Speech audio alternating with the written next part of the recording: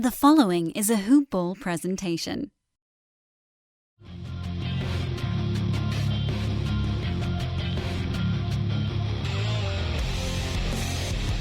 Welcome to the Fantasy NBA Today podcast. Betting day. It's betting day. It's also Fantasy 201, continuation of our fantasy school. 2 weeks of fantasy school before we dig back into team-by-team stuff. It's Tuesday, which means I got my illustrious co-host. It means I don't have to talk for the entire 40 minutes of the podcast. That's the dream right there, man. Dan Besbris and at the orangest ball, Neil Rochlani. I'm sorry. It's going to get there at some point. It's going to get there. I think the Twitter is just going to go to the orangest. Did you ever the Orange Julius Neil? That's where we're going. That's just going to be it. Yeah. Ball with Neil is the actual Twitter handle. Neil Rochlani. It is. What's up, man? What's the haps? Happy Tuesday to you. Hey, happy Tuesday. Oh God. So I just had a pressed juice. Is this a big thing in California? What does that mean? So, well, listen, I'm actually the wrong person to ask, because when I see a place that serves, the stuff that people make fun of LA for serving, which is true, by the way, every restaurant out here does serve all of that stupid crap. I locate the nearest McDonald's and eat there instead. How does one press a liquid? I have no idea. Anyway, I went to, I was meeting a friend and, spur of the moment, and he was in my neighborhood, so I decided to go to like a little coffee shop down the street. I didn't want to have coffee, and so they had these cold pressed juices, and I was thinking, this is what I do. This is what I would do if I was visiting you. I would just go to LA and hang out in coffee bars and drink cold pressed juices. It was like kale, cucumber, other. Oh God, kale! Yeah. Nothing speeds up the intestinal system quite like a nice chunk of kale. Ugh. Disgusting. I'm sorry for those of you listening who like it. It is gross. If you want something green, just eat a damn head of lettuce. We don't need to go to this like greener than green. It's devastating, man. This is food meant for animals with much stronger digestive systems than humans. I'm sure of it. So you're saying I'm in trouble? Basically. I don't know, man. Maybe you're built like iron in there. A lot of people are. I'm just not that lucky over here. You should, though, by the way. I think I've told this story on the podcast like 2 years ago when I used to push Asher around on these long afternoon stroller rides because he was young and he took multiple naps and there was no preschool, and so I was just done by the afternoon, and so I could just kind of like glaze over and walk forward. And there's a coffee shop in my neighborhood. It's called Alfred's. I think it's a regional chain down here now. And every Thursday, Anthony Kiedis from the Red Hot Chili Peppers was just sitting there drinking his coffee, and nobody cared because it's Los Angeles, and that's just what happens at coffee shops in LA. But yeah, if you want to come hang out, you can chill with the RHCP. I know that are they still cool in any way? Probably not. Were they ever? Oh, well, they were cool at one point, weren't they? Probably 90s. Yeah, like early, like before they got popular, I guess. Yeah. Pop being the key portion of that phrase, I think.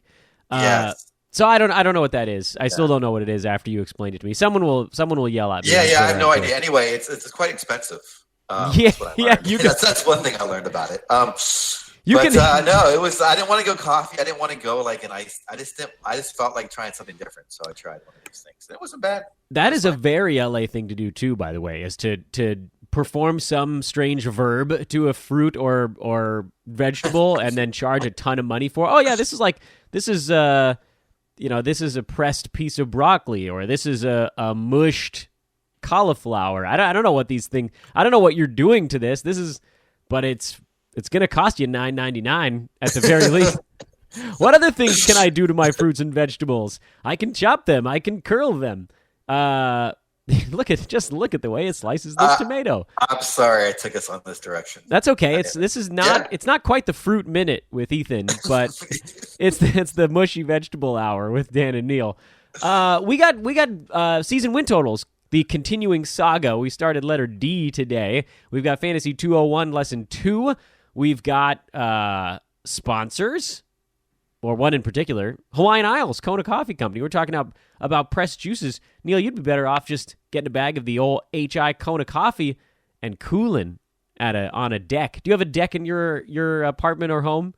I do. I have a little, a very small little patio, I guess we call it, or deck. Wouldn't you like to just pull up a little lawn chair, have a little Hawaiian Isles Kona coffee, look out on the deck?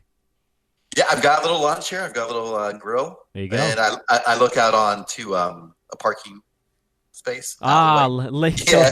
We call The 2 words you were looking for there were Lake Michigan, not parking, not parking space. No. I'm not going to make a joke, but yeah, there are rodents that run around in my alleyway. So. It's fine. They're minding their own business. They just got their stuff going on. Just wheeling and dealing, man. Just wheeling and dealing. Exactly. We're going to start with betting today. By the way, HawaiianIsles.com is the website, at HI Kona Coffee on Twitter. Hawaiian Isles on Amazon if you want to check it out over there. The stuff on the show, of course, this is Fantasy NBA Today, a hoop ball presentation. Dan Besbris, Neil Rochlani. At Ball with Neil, as I mentioned, is the correct Twitter handle. I'm at Dan Besbris, DanBesbris. Welcome, by the way, to all of you finding us for the first time these last couple of weeks. Listenership back on the rise as we slowly ramp our way towards the start of the NBA season. Last week was all about draft time. This week, Fantasy 201 is about what you do after it.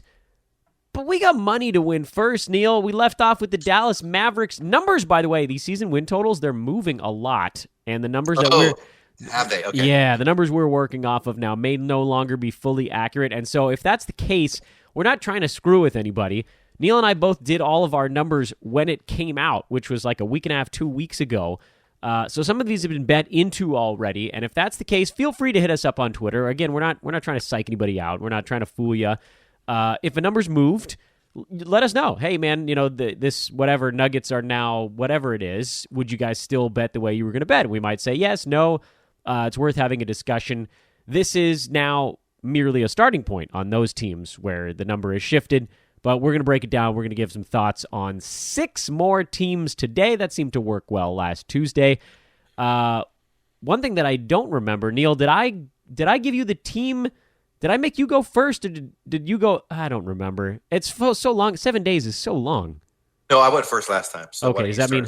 Yeah, I guess that means I got to go. Okay, Dallas Mavericks. You tee it up, and then I'll go first. Get us started here.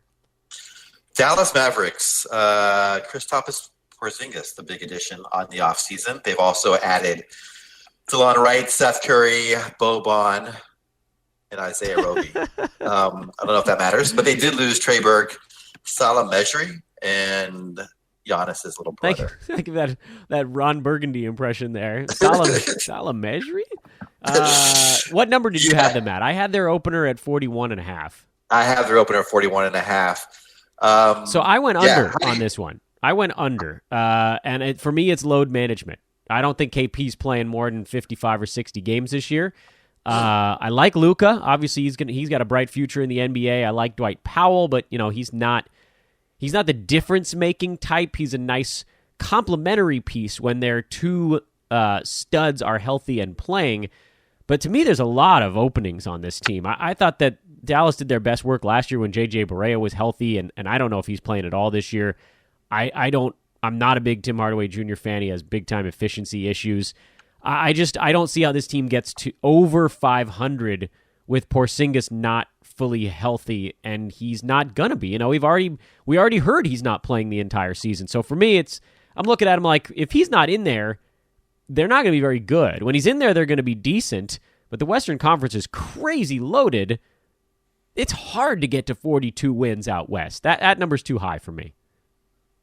Yeah, I'm the same way. I have him at 40, so I have him just under. I have a 37 Pythagorean wins last year, a little above the 33 actual wins, so I think they're a little bit better than what they showed last year. And I agree with you that Porzingis, not only is he not going to play the whole season, it's just there's just a little bit of risk of how many games he does play because of his history. I do like their additions with DeLon Wright, Seth Curry in the backcourt. I just don't like their front court that much without Porzingis. So yeah, it's a glaring hole. And yes, it is. But it's not even a hole. I honestly think they're going to be very good when they're healthy and playing well. I love their coach. I think guys like Curry. Curry's a great addition to a team. I just don't think they can get, like you said, to 500 without playing hard every night with all their players. Yeah, there's just not enough. There's not enough firepower. Yeah. This is a team where I would have considered this number in the Eastern Conference, but they got. Do you have a number? Do you have an actual win total? No, actually I didn't. But as I scan over it and kind of running, mostly because of the Porzingis load management thing, because for me it's hard to know if that means 55 or 68. There's a pretty big difference there, and either one of them is on the table. For me, it was mostly looking at this team and saying, are they a 500 or better ball club this year? And I don't believe the answer is yes. And so I didn't even really get to an exact number. I don't think they're getting to 40. And this one's really? This one's a medium confidence one for me. I cannot imagine how they get.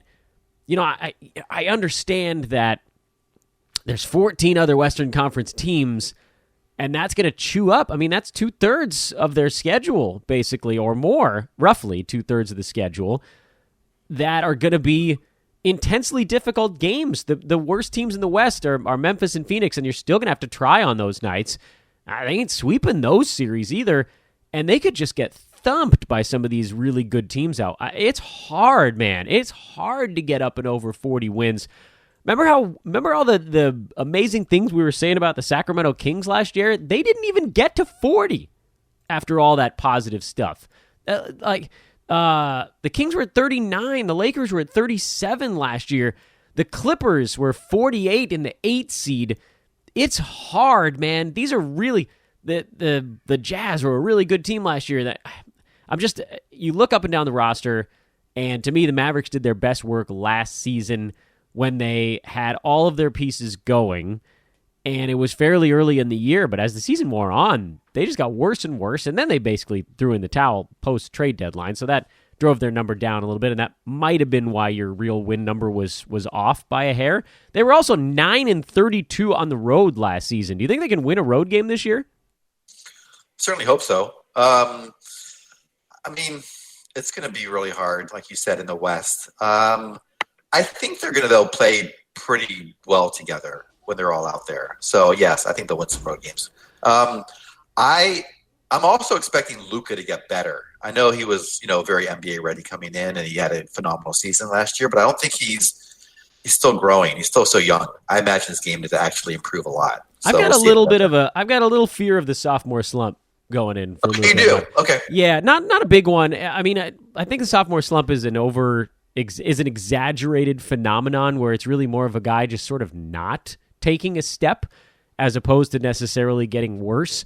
But I do think there's something to teams keying in and having kind of a focal point guy where they learn tendencies, they scout. These are things that guys can prepare for in the offseason, and it's a little bit of a baseball phenomenon that we're seeing applied to basketball.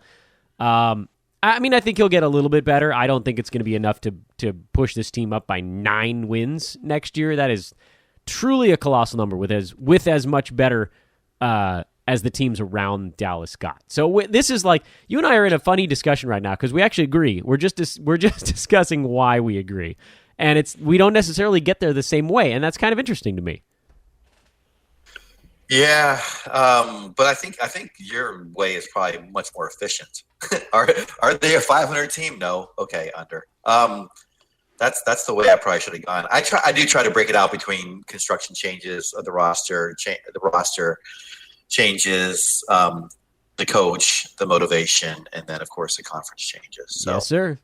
We'll see if it works out. There will be a little bit of motivation there, but I mean, they don't legitimately think they're a contender, right? They're not even close to that, even fully healthy right now.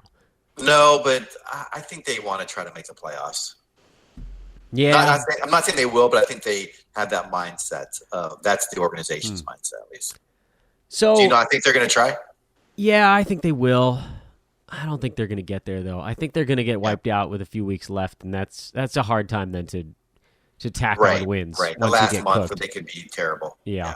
Hey, you know what was interesting? I don't know if you managed to check out the VEASAN episode yesterday with Gil, but he pointed out a really interesting phenomenon that I had not picked up on this year, which is that in general, season win total numbers, if you add them all up, if you sum all 30 teams, you actually come out to a number that's higher than the total number of games that occur in general, because people are more inclined to bet the over. This is the first year since Gil's been counting where adding them all up actually came out under the total number of games. So there's actually built-in value on the over this season, and I suddenly feel better about the fact that I have 17 of the 30 teams where I lean to the over.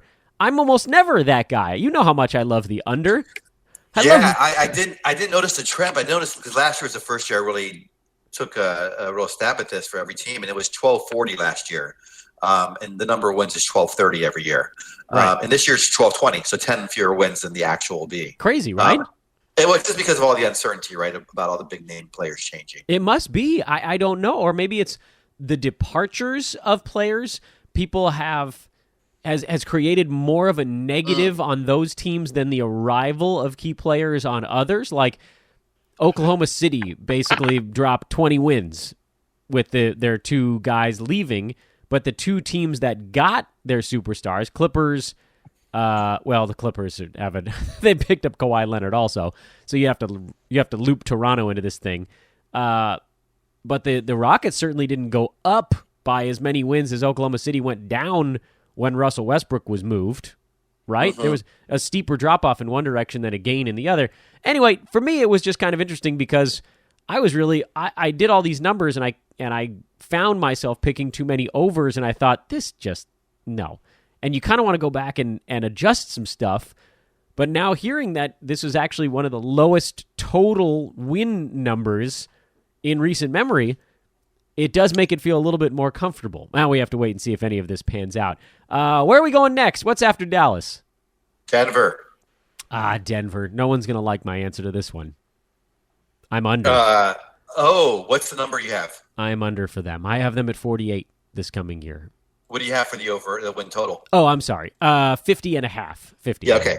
50 and a half. Want me to start off with mine? Sure, you can go first. Yeah. You can try to make me feel worse about it. Do you have the over or the under?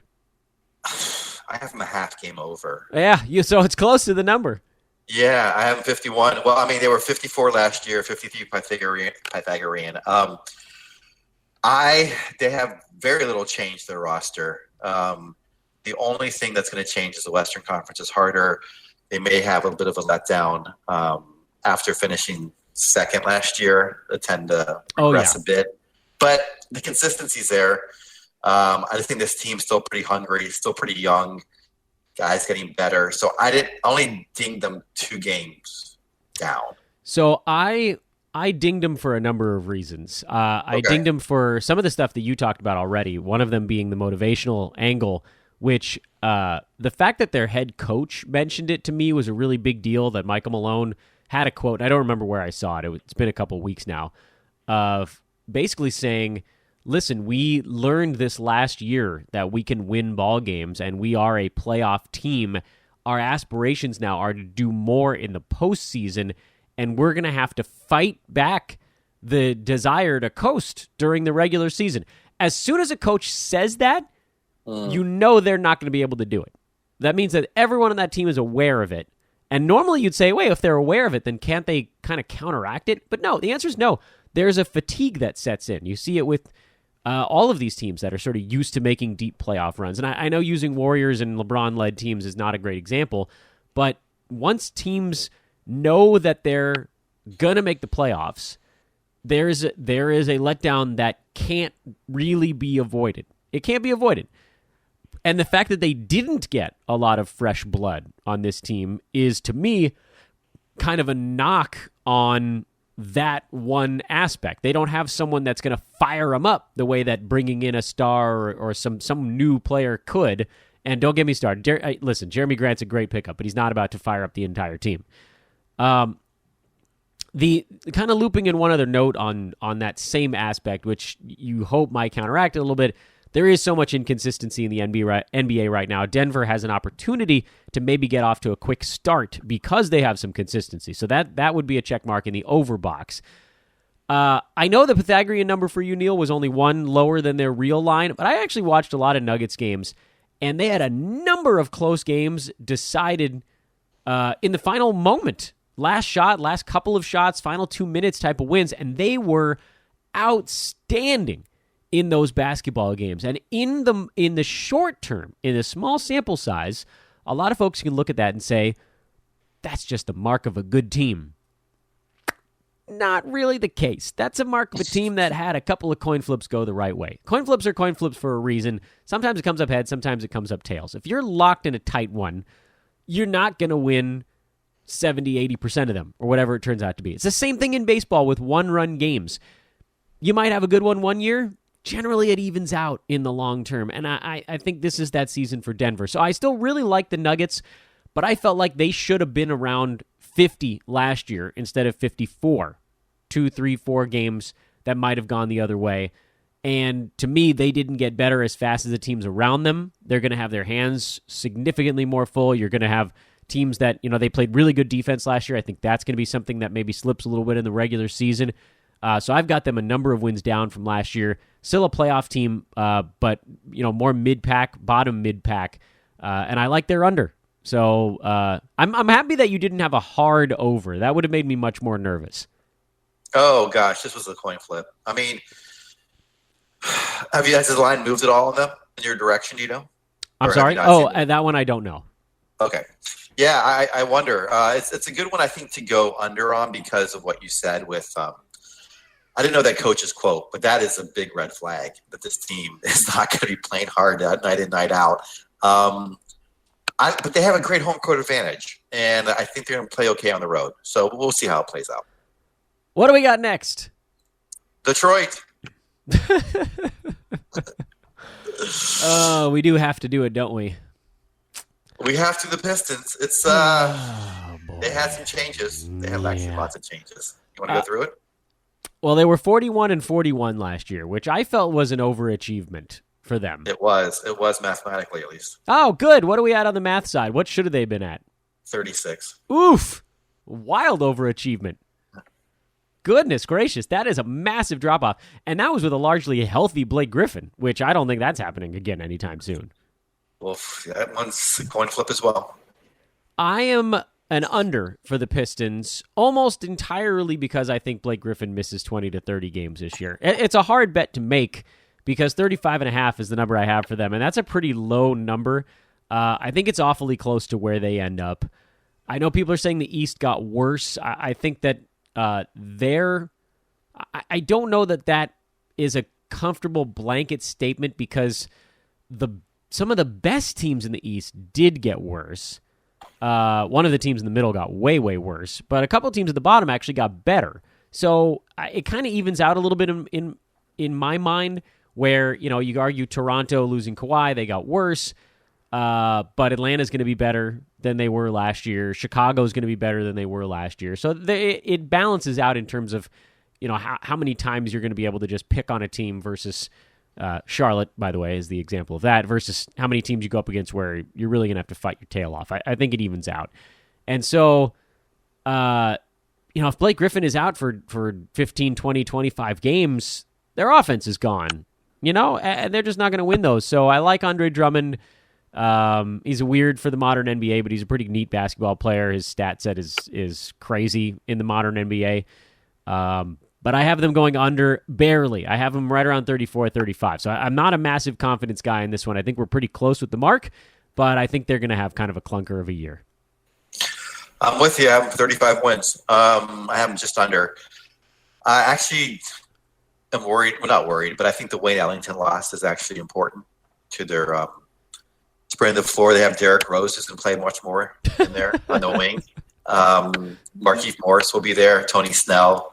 None of those guys can really shoot the three. It's going to be, I think, a long season, like you said. And then Blake Griffin's uncertainty is always a big thing. So this year I went under. Do you think Detroit makes a move for a point guard at any point? Because Reggie Jackson's not the answer. I don't think this season. I don't think they really have much of a shot. Like you said, though, even though the top got a little bit worse, they're not better than them still. So no, they're still going to lose those games. I don't see them picking up anything from the conference going down. Actually, they are really far from being as good as they'd need to be. They're like the definition of a boring low mid pack NBA basketball team. Yeah, they're almost like, there are some teams that aren't very good, but you like to watch them, and there's some teams that aren't very good and you don't like to watch them. they unfortunately fall into that category. They do. Sorry, Detroit. And I have a soft spot in my heart for anything from Detroit. I lived out there for a few years, and it's a city that has at times fallen on kind of hard times. So it's there. It's an easy fan base to root for. But man, I just can't suffer Detroit Pistons games. They're pretty ugly. And I know I said it last year. I thought the Dwayne Casey hiring was like nothing. It was a zero impact coaching change for that team. That basically bore itself out, right? Where they were basically the same exact team one year over the other. They just had a healthier Blake Griffin.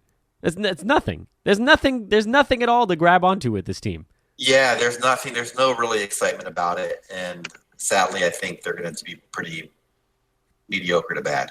Do you think they miss the playoffs this year? Do you think they get jumped by good question. Heat?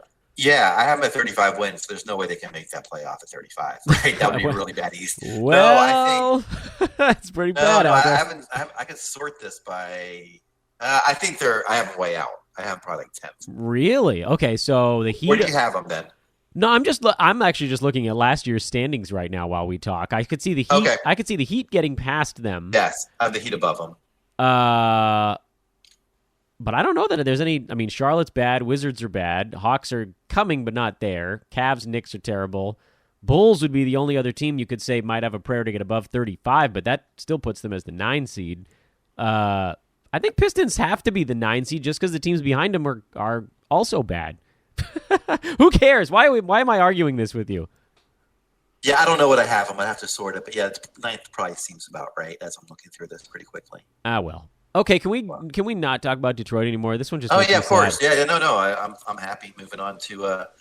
Actually, this is a fun one, right? Golden State Warriors. Yeah. Wait a minute. Who went? I did Detroit first. You got to go first on this one. Show your hand. All right. So win total 47.5. Yep, that's what I got. Last year 57 wins. Pythagorean 59. No Kevin Durant. No Klay Thompson. Yeah. No Andre Iguodala. They added D'Lo. Added D'Angelo Russell. Kept Kevon Looney stuck around. They got Willie Cauley-Stein is in. Omari Spellman. Cauley-Stein. I'm curious to see how he does in fantasy. Actually, if he has actually any value. I don't know. We've heard all these off-season, it's Muscle Watch 2019 or whatever you want to call it.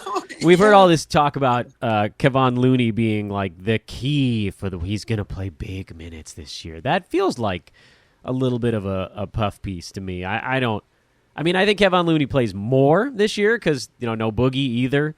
But Draymond's still the guy they want to shift over to play the 5 for stretches. So I don't know that his role is going to be that expanded, and if that's the case, then where the hell does Willie Cauley-Stein fit in? He's just like a bad version of Kevon Looney. I agree. I don't think. I don't know what. I guess they picked him up to be a backup to Kevon, so I don't think he'll get much playing time. Now that I think about it, when you say that, but anyway, he was always on the fantasy bubble up in Sacramento, and I was wondering if this change of scenery would help him. But I never liked him in Sacramento. By the way, it's mostly the free throw stuff. Yeah, I didn't love him, but he was always one guy you could pick up at the end for rebounds and blocks. That's very true. He was a streaming sort, which he was right. I'll be talking about that later on today's show. Nice little tease there. All right, well, what do you got, man? What do you got? Don't bury the lead. This one's easy. Over 49. Yeah, baby, we're going over. I'm with you. I'm hard with you. Yeah. This is one of my more confident. I'm more confident in this one. I think they actually get to 50 wins this year. Because I said this on VSiN yesterday as well. To me, this all comes down to Draymond Green. Does it even matter what anyone else on the team is doing? If he cares, they'll win 50 games with their eyes closed. I mean, how good was he during the playoffs? He was incredible. Yeah, and I think they have a lot to prove.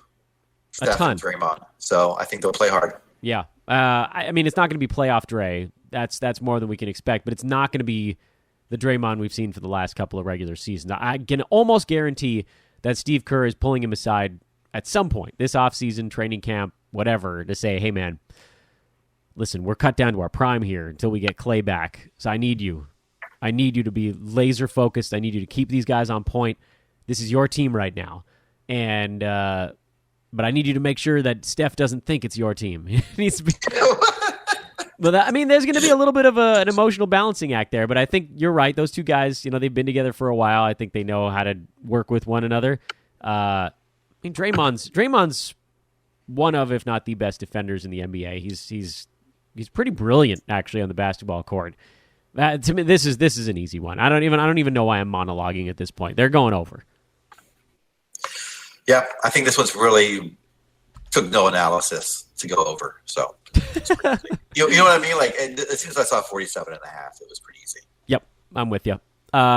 Houston Rockets 51.5 is the number I've got, and I did the numbers on this, and I came out to 50.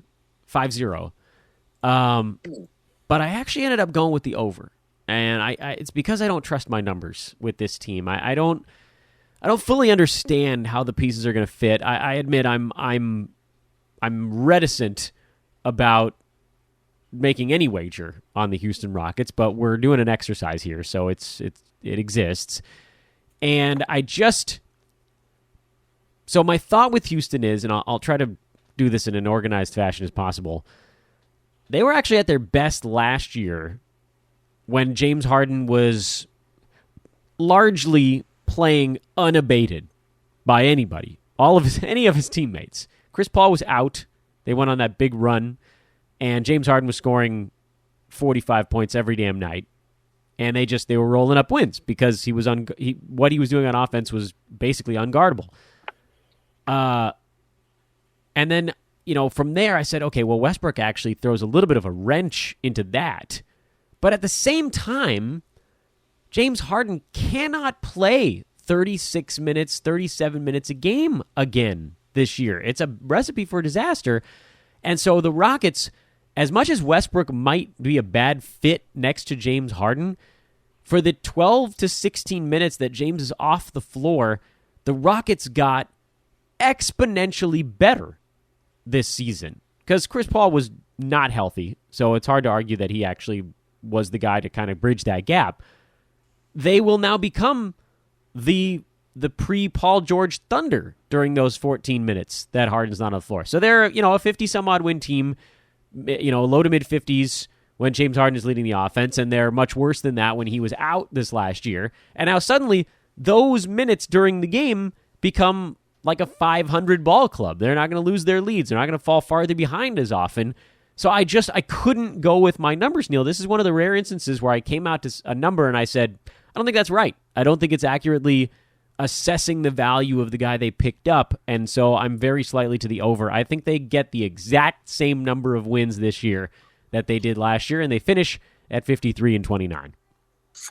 Yeah, I'm at 52, so I have them, again, barely over. So I have zero confidence in this one as well. But yeah, no, I mean only because I don't know about the fit, but I agree with you, and I'm assuming that D'Antonio will not sit both those guys at the same time, so they're going to play separately. And they're two of the hardest regular season players out there who can control an offense. Yep. So Great point. So if they play as hard as they normally do, they're going to beat teams because of effort, and they are talented, of course. And Westbrook, I think he'll fit in well with Capella. So I think it'll be fine if those two on the court together. Yeah, absolutely, because all of the peripheral pieces can do the same thing with either one of those guys. It's like a high pick and roll with either one of them. It's just a righty or a lefty. Which is what Westbrook's been doing, right, over in OKC. So I think it'll be fine. Yeah. I mean, I'm confident they're going to go over if they're both playing hard and playing a lot. But the only thing that makes me nervous is their fit, and then if egos get in the way. So. Yeah, I think we've got 1 year of egoless Houston Rockets basketball. I am much more concerned for their 2020-2021 season, where things could just completely implode, because it isn't going to be a very good fit, and they're going to kind of get exposed for that most likely in the postseason. But it's hard to argue that they didn't get a tiny bit better, because Chris Paul is half dead. When he's out there, he's good, but he doesn't play for a third of the season every year. And then the other stuff on the Rockets largely stayed the same. There were almost no other moves for them this offseason. Almost nothing. Yeah. PJ Tucker's still there. I don't see anything changing. Yeah. Eric Gordon's still there. Clint Capella's still there. Austin Rivers re-signed. Daniel House re-signed. Tucker. Yeah. And for Westbrook, he's looking around like, this is my life before Paul George. I'm going to have the floor when James Harden is sitting. Wait, where's Steven Adams? Oh, that's fine. I guess Clint Capella you'll have to do. And it's the same thing. From a fantasy standpoint, I'm actually petrified what this means for the non-James Harden, non-Russell Westbrook guys, because, Russ has taken all them rebounds. But from just a fit standpoint, whatever, so Westbrook is not going to pop the three when Harden throws it to him. He'll pump fake and he'll blow past somebody. I think they'll be okay. I think they're going to get a lot of regular season wins, and I think they're going to flame out in the postseason. Which is sadly kind of the MO for this the Harden teams outside of the 1 year where they almost had the Warriors 2 seasons back. Did you and I agree on all 6 this time? No. Denver, we were. Oh, okay. And we actually saw one more team, I believe, right? Wait, Dallas, Denver, Detroit, Golden State. You're right. We have 6. That was 5. Oh, thank goodness. Perhaps we can disagree on this one. The Indiana Pacers. I have them at 48.5. Yes, and I have them at 48 wins. Oh, the by the skin of your I've had teeth. three half games. This is crazy. I know. And this is another one that I don't. It's just their roster changed so much. That I just think they're going to have a hard time in the beginning figuring this out. Although I like some of the players they got. I agree. Well, I like one of the players they got for sure in Brogdon. I think he's a huge upgrade. Son of a bitch, man. You and I have the exact same analysis on this team. Just go ahead. Knock it out. Knock it out for both of us. Well, Lamb's going to be there as well. Do you know when is Oladipo going to start the season? I don't believe so. No, I think they expect him back near Christmas. So that's what that's going to throw a wrench in everything when he comes back as well. They're trying to basically fit in 3 new starters, from what I'm seeing here. Yeah, completely. In the back. Yeah, so it's because of that, and then Sabonis and Turner might have to play together a lot. I'm not sure that they get a lot of wins, mainly because of fit in the beginning. So this is a team for me where if they came into the year healthy, I had them going over to 50, but they're not close. You mentioned Victor Oladipo as, and I think that was a really good point. They're actually going to have 2 separate ugly adjustment periods. The one at the beginning of the year, where all the new guys are like, what is this yellow on my uniform? And they're figuring out how to play with one another. And then they're going to have to do it again when the highest usage guy comes back 2 months into the season. That is a bad start, and that is going to be a bad mid-season run near the dog days. There just isn't enough time for them once they're all together and comfortable to rack up enough wins to get to this mark. I actually adjusted this one down considerably from the 50 that I thought they would get to if Oladipo was healthy, down closer to about 45. So I have them going way under. This is one of the ones I like a lot, and a lot of it is what you said, which is I like the pieces, but none of these guys know how to play with one another, right? You can't just run the offense through Demo Sabonis and Miles Turner while they're waiting on Oladipo to come back. They're going to have to figure out how to use T.J. Warren and Jeremy Lamb and Malcolm Brogdon. Pacers could be a pretty good playoff team, by the way, if they're healthy, but they're not going to have they're not going to be the 3 seed. They're going to be like the 4, 5, or 6, and they're going to have to be catching fire at the right time. My fear with this number, 48.5, is that they rattle off like 11 wins in a row in March. To me, that's the only way they get there. Yeah, and the other thing is when you talk about them first coming in and playing with each other, there's no real pecking order either on who's going to be the dominant player. It's not like the superstars coming in. So there are a bunch of really good role players that are coming in. That's going to be probably harder for them to figure out how to really play together. Yeah, so they could have pretty good defense, but that's also going to take time to figure out too. Who's the anchor? It's Miles Turner. He's the one communicating. Does everybody else know how to be in the right place? I mean, there's a lot that goes on with playing with new guys. The pecking order on offense, passing, ball movement. Where do guys like to be? Where do you want to... like LeBron James has talked a lot about how he likes to deliver passes right in the way that guys like best.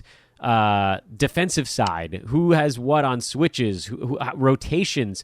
This is an entirely new team, and they don't even have their most important player for the first 2 months. To me, okay, so, well, we got to the end of this thing, and Denver was the only one we disagreed on. What's your favorite one we talked about today? What's the one you're most confident in? Warriors? Yeah, Warriors probably won. Yeah, I think it might be Pacers for me. Yeah, I was going to say, you seem pretty excited about that. And also on Dallas, right? Yeah, I don't know. Weird things happen. There were a few in this one where I felt decent about it. Detroit and Houston were not ones that I felt all that great about. But I felt okay on the other 4, actually. We'll see how those play out. Man, Neil, this is going to be a fun season. Every time we do these season win totals, I get more excited and then realize the season's still like 2.5 months away. Damn it. Well, it'll go by fast. I know that much. So anyway, this has been fun. I have like basically 3 toss-ups. So it's so hard, some of these numbers this year, I think. Oh, without question. You seem much more comfortable with your picks. No, so we just happened to go through a few teams where I felt a little bit more comfortable. There's an ebb and a flow to this thing for sure. You'll see when we get to the next one. Next week, by the way, we'll be doing Clippers, Lakers, Grizz, Heat, Bucks, and Timberwolves. And I think, just a quick glance at those. 3 out of the 6 I have no confidence in. 3 out of those 6. And then the other ones, it's like, some. So... we just have 3. I have 2. No confidence, I think. Yeah, so that's a nice tease for next week. Listen next week, and you'll hear us say stuff that we have no conviction in. Neil, I'm gonna do a long monologue on streaming, and you're not a streaming guy. You're a roto guy, right?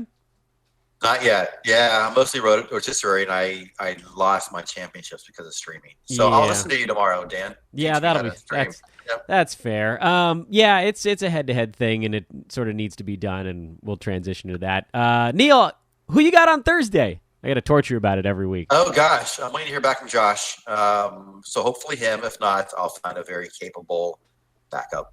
Neil and maybe Josh coming up on Thursday this week. At Ball with Orange Neil. At Orange Ball Neil. At Ball Orange Neil. At Ball with Neil. There we go. Neil Rochlani. My good sir. I'll talk to you in a week and have fun on Thursday. Hey, thanks, Dan.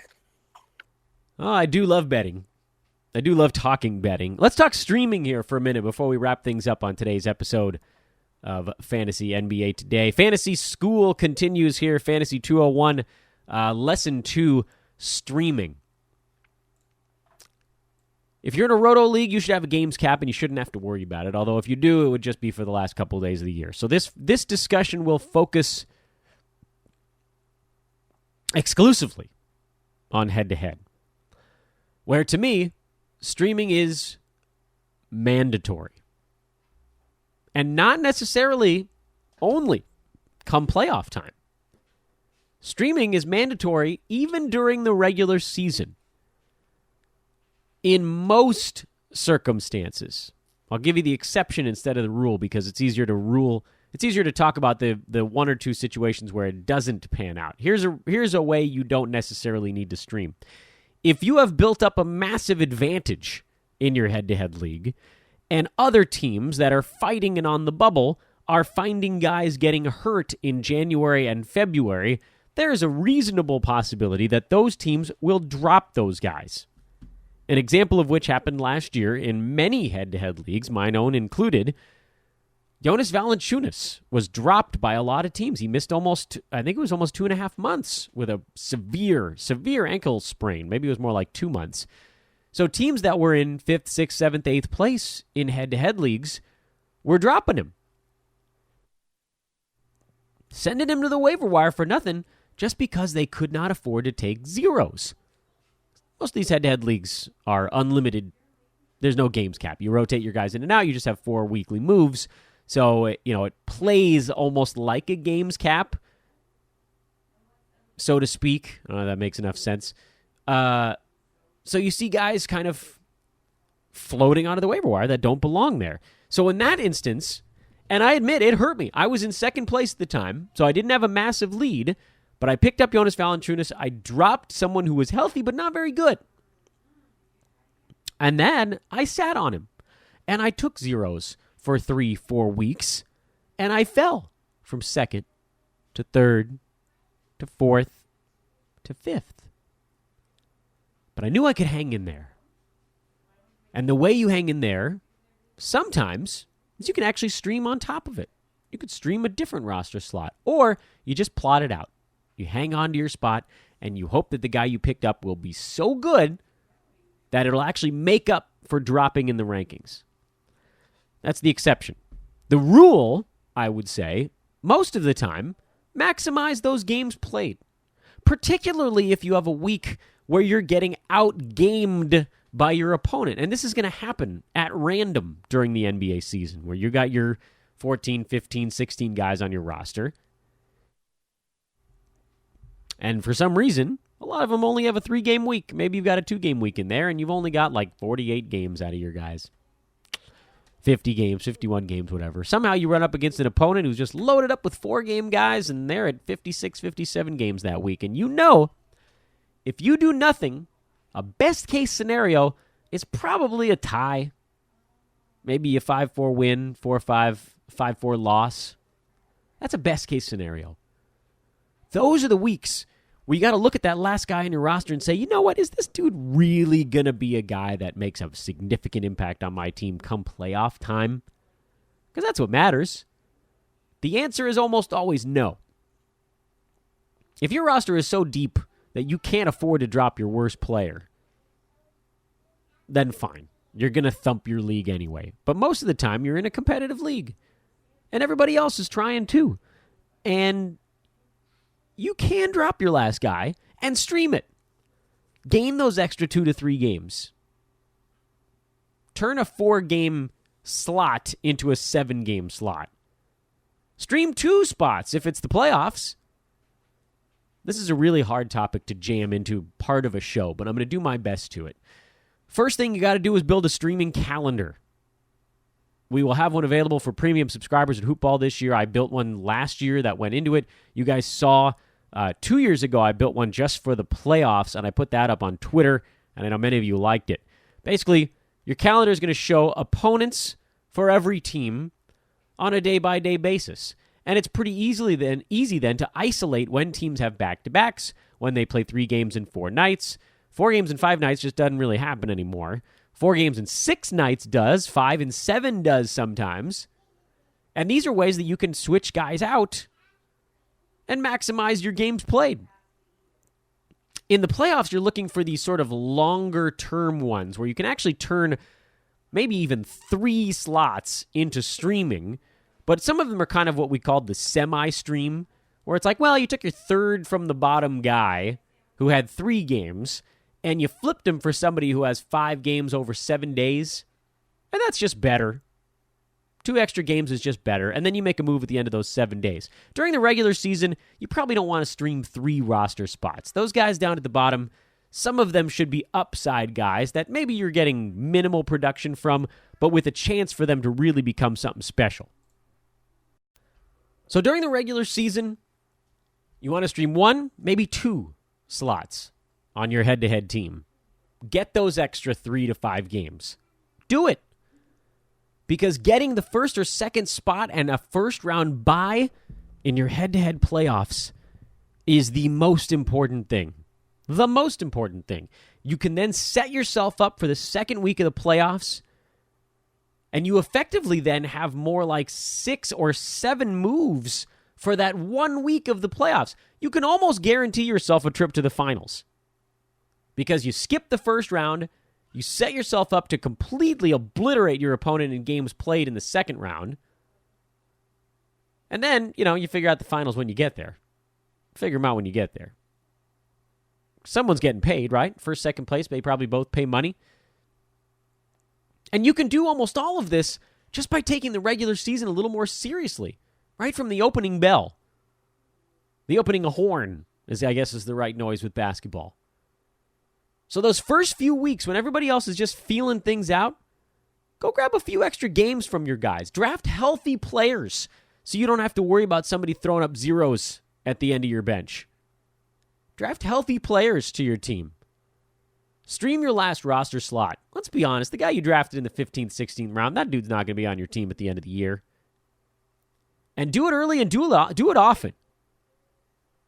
Save a move to make sure you can pick up somebody who really could be a difference maker. You don't want to use up your moves early in the week in case something really important happens. You got to have that fail-safe. But, starting on Wednesday, Thursday, make a move or two. Game the games. Rack up your wins. Put it conservatively here. Let's say that every week you stream, you gain 2 to 3 games. Over the course of a 20 to 22 week head-to-head regular season, you're gaining 60 to 70 games. That's massive. That's like an extra week and a half. That's at least a win every 2 weeks. At least. I think if you were going to be more accurate, it's probably more like a win every week. But at least a win every other week. So I don't know what the exact number comes out to, but if you got 9 categories and you got 20 weeks, there's 180 potential categories up for grabs. If you were normally going to go 90 and 90, streaming moves you to 180. At worst. Maybe more like 105 and 75. You just went from a team that barely made the playoffs to probably a 1 or 2 seed. It is colossal. I don't think people realize how unbelievably important it is to squeeze a few extra games out of your team every week. So make your streaming calendar or get our premium subscription when it comes out in a couple months. Use ours if you like. It's easy enough. Put it in Excel. You can move things around if you want to. Look for guys that are going to help you in particular categories. It's tough at the beginning of the year. At that point, you're just going for best player available. But look for guys with some back-to-backs. Look for guys who've got, 3 games in 4 nights, things like that, where you can make a move and then let it sit for 4 days. So you're not using up all your moves by Thursday. And build up a lead. You don't even have to have that great of a team. If you're streaming, you're going to win the regular season, because then everybody's going to do it against you in the playoffs. The advantage you have right now, this is always the art in every sport, staying ahead of the curve. A lot of people stream in the playoffs now. Basically, anybody who knows what they're doing in head-to-head streams in the playoffs. Not everybody does it during the regular season. Everyone's too worried about having their moves or protecting their guys. But again, look at your drafts. Go back the last 5 years if you can find it. You probably can't, because Yahoo wipes all this data out. Maybe just look at every team in your league. Nah, screw every team in your league. Some teams don't make moves. This is important about what you do. Look at your drafts in every league that you're in and tell me, of your last 3 picks in all of your drafts, say you've got 5 leagues going, out of those 15 picks, how many actually ended up on your team at the end of the year without being dropped and picked back up again? That's an important caveat. What do you think? 2 out of the 15? Yeah, odds are you can drop that guy and stream him. We'll bring this thing into Twitter. We'll talk more about streaming throughout the day here Tuesday. I have pretty strong thoughts about it, as you guys just heard. And I'm sure many of you still have questions about how to effectively pull it off. So hit me up. I'll try to get the thread going if my memory is good enough. If not, just do it for me. I have no problem with that. For Neil Rochlani, I'm Dan Besbris. This is Tuesday edition of Fantasy NBA Today. We'll talk to Brandon Marcus tomorrow. We'll wrap up Fantasy School this year. 2 weeks of fantasy lessons before we transition back into some team-by-team breakdowns next week. Again, Brandon with us on Wednesday. Also the host of the just-released Hoopball Clippers pod. Make sure to follow at Hoopball Clips to check out the debut episode with Clippers voice Brian Seaman. Unbelievable first guest. Brandon doing a wonderful job on the interview. That's a ton of fun. Neil and Josh on Thursday, Adrian and Coach here on Friday at Fantasy NBA Today. And a last thought before we go, it's recruiting season. That's spelled SZN, if I'm understanding the lingo properly. Recruiting season is upon us. Those of you that are tuning in for the first time, maybe missed our clarion call a couple months ago. If you'd like to learn how to blurb, it's a training job here at Hoopball. Hit me up on Twitter at Dan Besbris. If you want to get involved with our podcast division, hit me up at Dan Besbris. If you want to get involved with our programming division, hit me up at Dan Besbris. We are looking for the best of the best, the folks that want to do this as more than a hobby, grow it into something special. But if you want to do it as a hobby too, we just ask that you are committed to an insane asylum like the rest of us. A bunch of degenerates over here. Again, at Dan Besbris, we're looking for you. We'd love to teach you how to blurb. All you got to know is how to write. It doesn't have to be for sports. We will mold the clay that you are. Have a wonderful Tuesday, everybody. We'll talk to you tomorrow.